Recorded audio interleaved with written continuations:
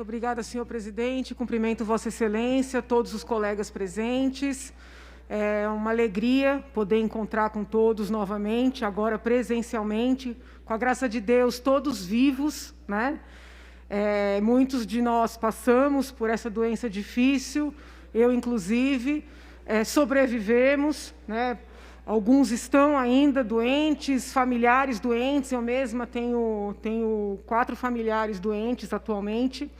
Então, eu acho que somos todos vencedores por estarmos aqui hoje, né? Então, fica aqui esse registro.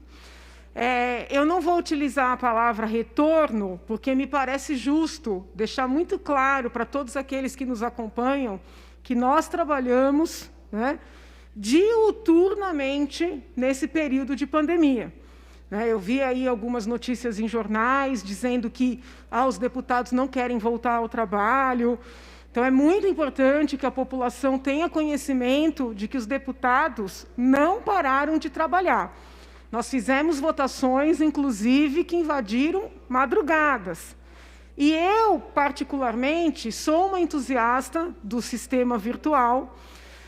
Inclusive, apresentei uma emenda ao projeto de resolução, propondo que nós, vamos dizer assim, aproveitássemos o ensejo, a emenda de número 5, para deixar a possibilidade do presidente da Casa, eventualmente, né, chamar sessões virtuais ou autorizar que CPIs funcionassem de maneira virtual.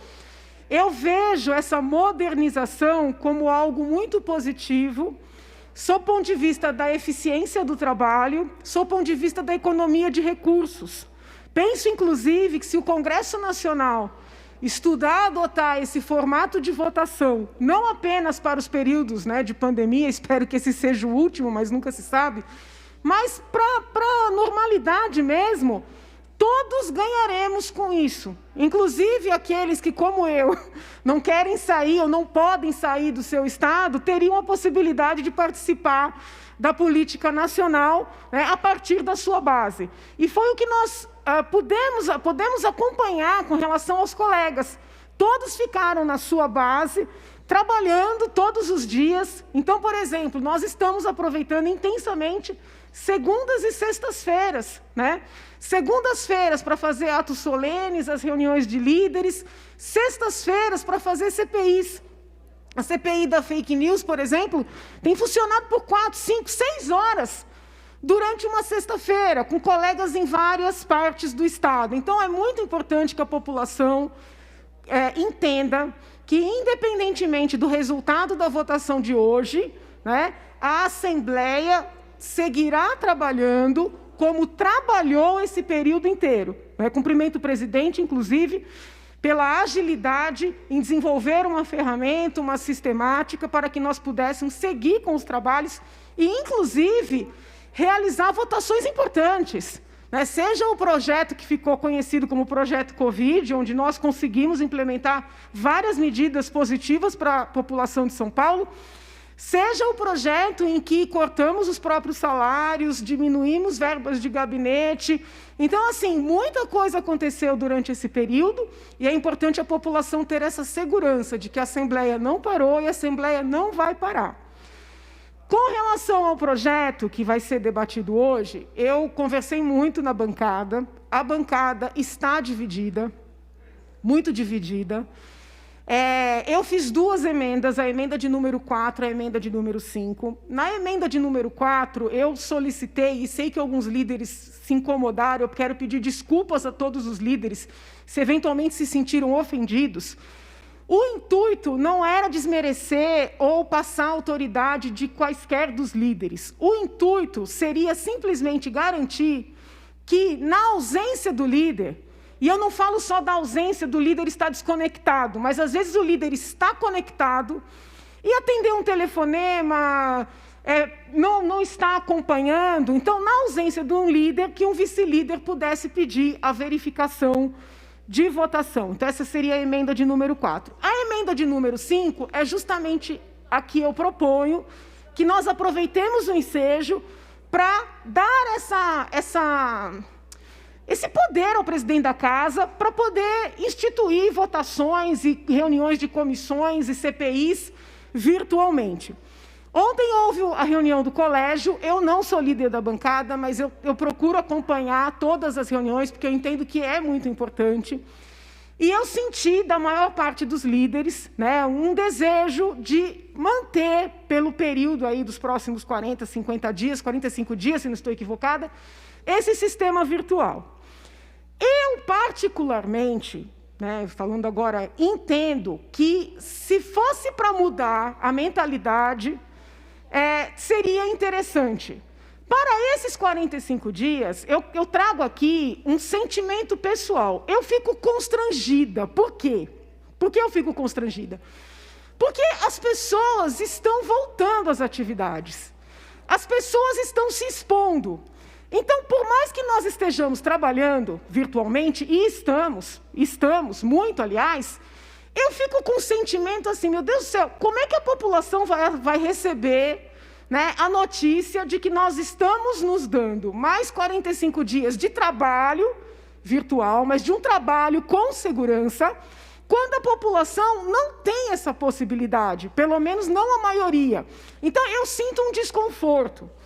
Por isso, ontem, na reunião de bancada, eu disse aos colegas que eu iria tomar a liberdade de vir aqui, depois da votação, declarar o meu voto não.